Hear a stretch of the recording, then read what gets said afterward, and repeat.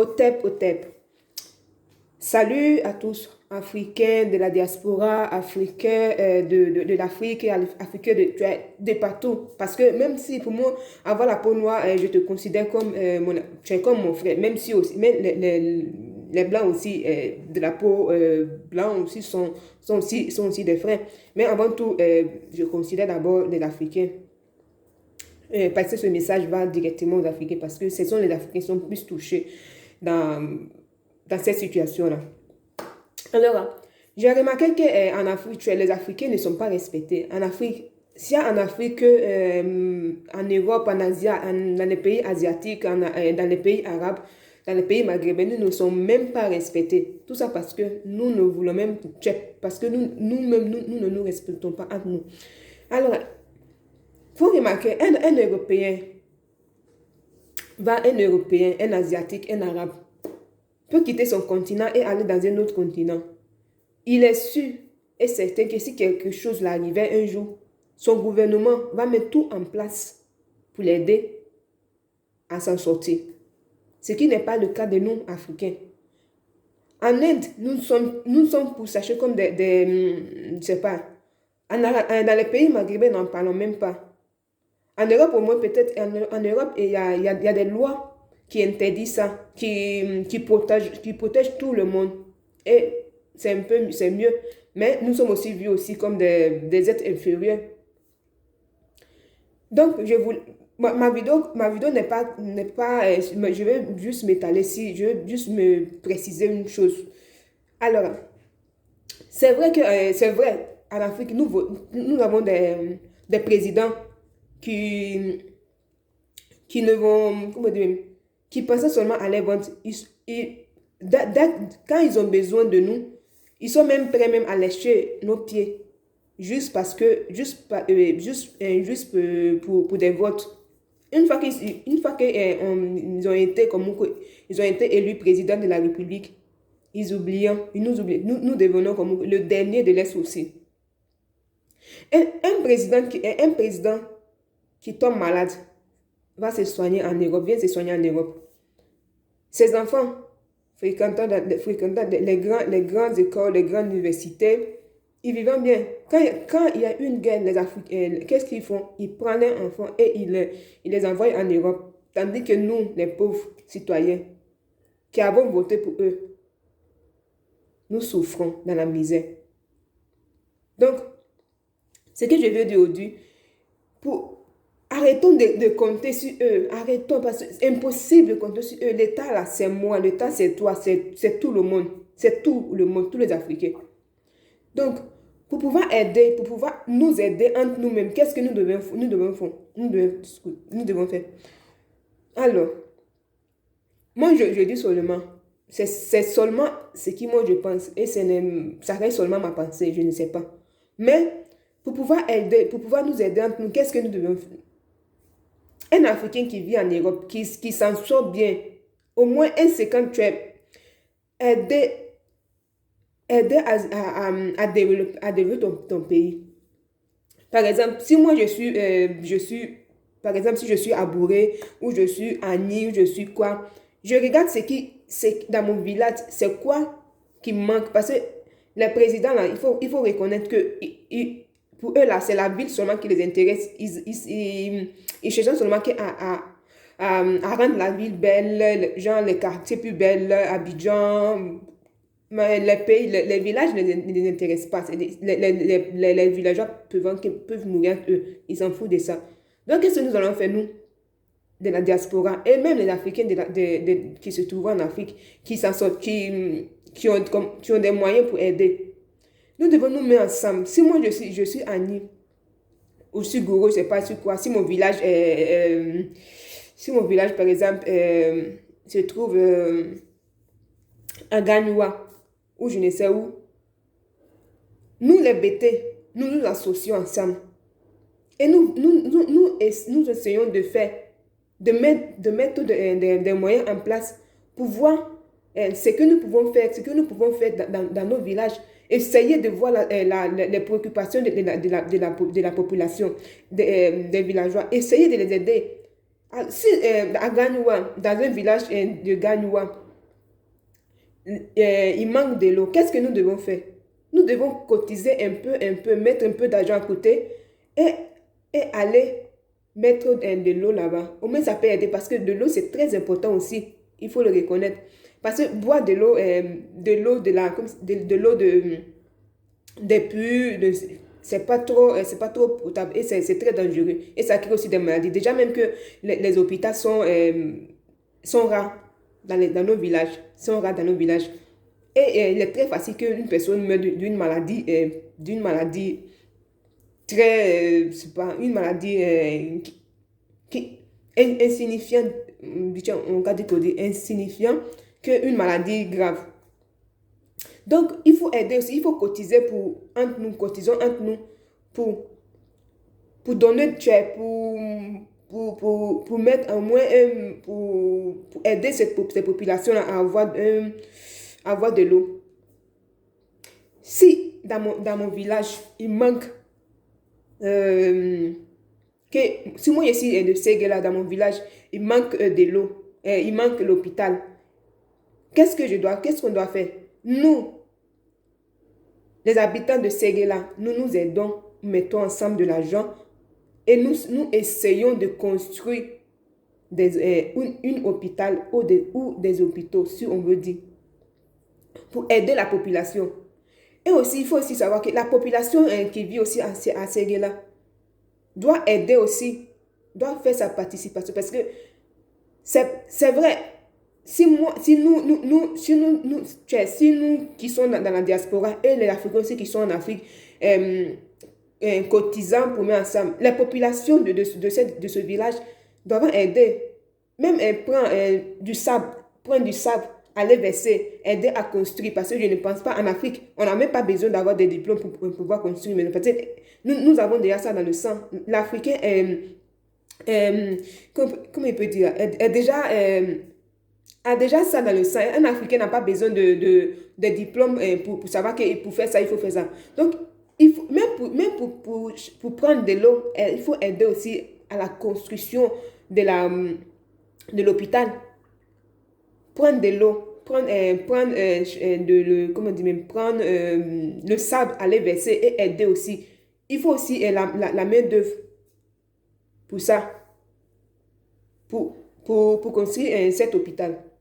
Si je suis, si je suis de Goïtafla et que je vois que dans mon village, il manque des écoles et que l'école aussi, il faut même si on dit même que nous sommes dans, c'est vrai que nous sommes dans la modernité et l'école est très importante aussi parce que il faut avoir des enfants comment on dit même, qui étudient, parce que les enfants sont les futurs de demain.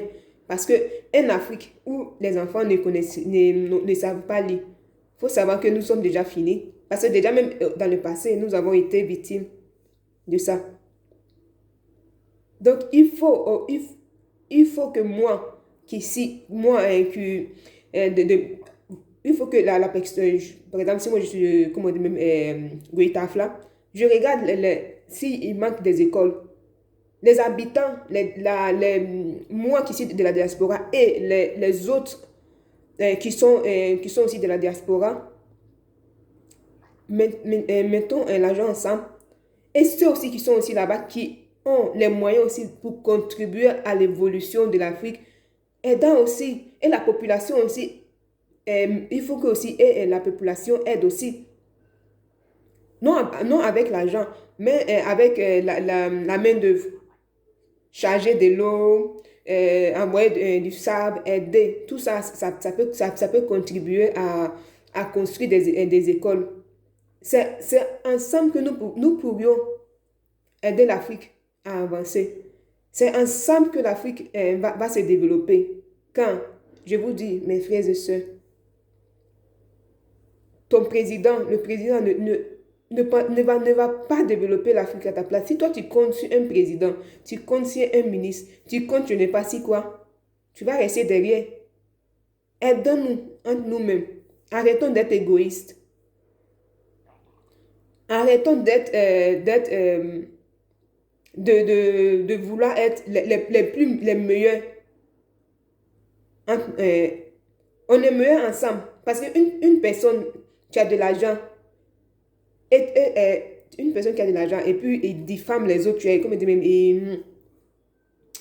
il traite les autres comme des choses, c'est pas bien. Parce que toi-même, tu as de l'argent. Même tu vas voyager partout dans le monde. Un Africain, il faut être riche. Il faut avoir tout l'or du monde. Mais tu serais, pour eux, un nègre. Rien d'autre qu'un nègre. Ton argent même peut même pas t'aider. Parce que pour eux-mêmes, tu serais comme, je sais pas, tu peux avoir l'argent.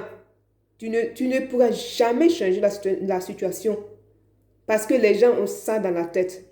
Quand ils voient un Africain, ils se disent non, ceux-là, ils ne sont même pas unis. Donc là, nous pouvons faire tout ce que nous voulons d'eux. Quand tu regardes des vidéos, tu vois des vidéos où, dans les pays maghrébins, où nos soeurs, nos frères sont tués comme des animaux.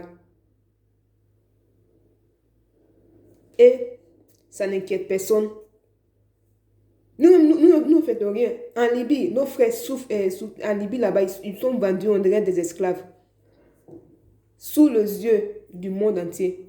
Et personne ne parle. Ça reste en silence.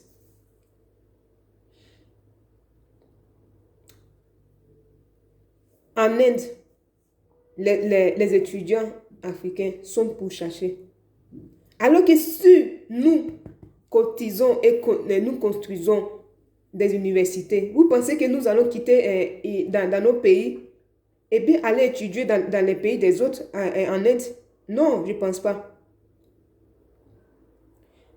Si nous cotisons pour construire des universités qui peuvent aider avec tous les matériels nécessaires dans des écoles où les élèves, avec les moyens, comment il peut dire, les computers, tous ces trucs qui peuvent aider les élèves à mieux étudier, à mieux faire des recherches.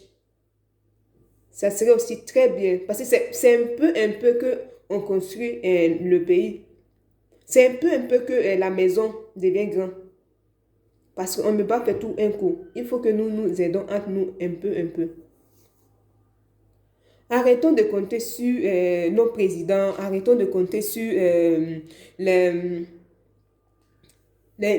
arrêtons même de compter aussi sur les Européens. Parce qu'eux aussi, ils ont leurs problèmes. Parce que tu ne vas pas attendre que l'Européen va chez toi et t'aide à construire ton pays. Pendant que toi-même, tu as tout chez toi là-bas. Même il est ici, là, il cherche aussi à avoir un peu, comment dire, à se faire une place sous le soleil. Un Européen ne va jamais t'aider. Il met ça dans la tête. Oui, c'est vrai. Il peut comment dire même, il peut te donner des idées. Mais il ne faut pas compter sur lui il va le construire ta maison pour toi. Jamais. Il ne faut pas compter sur les autres personnes. Compte sur toi-même. Il ne faut pas compter sur ton président, sur le gouvernement de ton pays. Compte sur toi-même. Rappelle-toi, moi, je vis en Europe ici. Je peux être tout, mais quand je marche dans la rue, il peut y avoir 1000 personnes au milieu de moi. Mais je suis la seule noire. C'est comme un gazelle au milieu des lions. Mais pas les lions dangereux parce que ce n'est pas tous les Européens qui sont méchants. Ce n'est pas tous les Européens. Même parmi ces lions-là, mettez-moi cosy, eux est capable de t'attaquer. Et c'est ce que moi je veux éviter. Je suis fatiguée de voir mes frères prendre le bateau. Vous savez combien de futurs entrepreneurs, combien de futurs présidents, de futurs ministres, de futurs, je ne sais pas de quoi, qui aideront à construire l'Afrique sont restés dans l'eau? Vous savez combien? Beaucoup d'Africains sont morts dans l'eau. Et ça ne que personne. Ça ne dit rien. Les gens ne... C'est pas, c'est comme si c'est... Peut-être que ce sont les animaux qui sont morts. Donc, même à nous-mêmes, ça ne nous intéresse pas. Donc, comment tu veux que les autres, ça les intéresse? Alors que si nous, qui sommes en Europe, qui avons les moyens, je ne dis pas que nous sommes riches, mais le peu que nous avons, nous pouvons aider, contribuer à le développement du pays. Et aussi les Africains qui sont en Afrique aussi, le peu qu'ils ont, il peut aussi aider à le développement de nos pays. Parce que en aidant à développer ton village, à développer ton, je sais pas quoi, ça aide beaucoup. De l'eau, c'est très important. L'école, les universités, les hôpitaux. Quand on dit un pays est développé, on parle d'abord de l'hôpital. Parce que le taux de mortalité des enfants, des femmes enceintes diminue. Parce qu'il est inconcevable qu'une femme qui va accoucher se retrouve dans des situations graves. Comme au Cameroun, j'ai vu cette femme qui a été déchirée, qui était au dehors. Une femme qui donne la vie à un enfant. Peut-être cet enfant serait le futur président qui va aider peut-être l'Afrique à faire ça. Se retrouve au dehors, refusé par les docteurs. Et se fait opérer par sa propre soeur pour enlever les enfants dans son ventre, au dehors, à pleine nuit. Pendant que nous avons aussi des docteurs, je sais pas, qui ont juré de sauver la vie, mais qui ne font pas ça. En Europe, ça n'existe pas. C'est pas en Amérique, mais en Europe, ici, ça n'existe pas. C'est bien vrai de dire non que les Africains, c'est bien vrai de dire non que nous avons été esclavagisés, colonisés, mais arrêtons aussi d'accuser les autres personnes. Parce que nous sommes en 2018, en 2020. Si toi, tu ne prends pas ton avenir en main, il ne faut pas accuser les autres. Arrêtons d'accuser gratuitement les autres. C'est vrai que nous avons été esclavagisés, nous avons été colonisés. Et encore, jusqu'à actuellement, nous sommes colonisés parce que nous n'avons même pas nos propres monnaies. Mais c'est tout. Si toi, tu es là, tu pleures tous les jours dans le passé. Non, non, nous avons été colonisés. Nous ne pouvons pas nous en sortir. Regardez les Chinois. Les Chinois, c'est bien vrai qu'ils n'ont pas été esclavagisés, mais ils ont été colonisés. La Chine était dans le même, comment on peut dire, était appelée aussi le tiers-monde, au même niveau que l'Afrique, en 2002. Mais regardez aujourd'hui la Chine. La Chine est devenue la première puissance mondiale économique au monde, même si les Américains bataillant pour ne pas laisser la Chine avoir cette première place. Mais ils sont respectés. Avant, les Chinois étaient appelés des Shintok. Dans la rue, ils se faisaient insulter. Aujourd'hui, quand un Chinois passe, Shintok, tu vas l'appeler où? Tu vas l'appeler où? Parce qu'il faut te respecter pour que les autres te respectent. Alors que toi, tu passes dans la rue, négro, nègre, singe, macaque. Tout ça là pour toi seul. Parce que tu ne te fais même pas respecter. Même les Européens, ils se déguisent en noir. Ils mettent du charbon sur leur visage. Ils portent des cheveux afro-crépus pour célébrer le carnaval. Ils portent nos habits traditionnels que nous portons en Afrique pendant nos fêtes traditionnelles. Ils portent ça pour se déguiser. Vous voyez comme c'est drôle, hein? Juste parce que toi, le noir, tu n'as pas respecté ta culture. Tu n'as pas eu l'amour de cette culture-là. Tu as laissé que les autres piétinent sur ta mère. Tu as laissé que les autres peuples piétinent, crachent sur ta mère pendant que toi, tu embrasses la leur. Tu aimes les mères comme la tienne pendant que ta mère, elle souffre. Malgré toutes ces richesses que l'Afrique a, nous souffrons. Pourquoi? Parce que nous ne sommes pas unis. Nous sommes égoïstes, il faut le reconnaître. Nous sommes égoïstes. Je ne dirais pas que nous sommes sauvages, parce que nous ne sommes pas sauvages, mais nous sommes égoïstes. Parce qu'un Africain ne peut pas voir son frère reçu. Pourquoi? Parce qu'il pense que ce dernier a fait de la magie noire, le vaudou. D'ailleurs, même il faut aussi parler du vaudou. Des gens qui salissent le nom du vaudou, qui parlent mal de la tradition africaine, le vaudou, alors que le vaudou n'est même pas comme il le conçoit. Le vaudou n'a pas tué plusieurs personnes comme l'a fait le christianisme et puis le judaïsme et l'islam. Montrez-moi des pays, des continents où le vaudou est allé, ou bien l'Africain qui pratiquait le Dogon ou le Combien sont allés imposer cette tradition-là aux autres peuples. Montrez-moi, ça n'existe même pas. Même entre nous, les Africains, ça n'existe pas. Tu ne vas pas voir un Africain qui pratique le vaudou aller chez l'autre qui pratique le Combien et le combattre pour le faire accepter sa tradition, le vaudou, non. Mais tu vas voir dans l'histoire, tu vas chercher, même actuellement, ça se passe. Il faut être clair. Même actuellement, ça se passe. Tu vas voir, dans le passé d'abord, les chrétiens se sont battus, imposer leur idéologie religieuse aux autres peuples, ont tué, massacré, violé, violenté la population, juste parce qu'ils veulent que cette population accepte leur religion. Pareil avec l'islam. Nos ancêtres ont été castrés, violentés, maltraités pour accepter l'islam. Même en ce moment, ça se passe. Une personne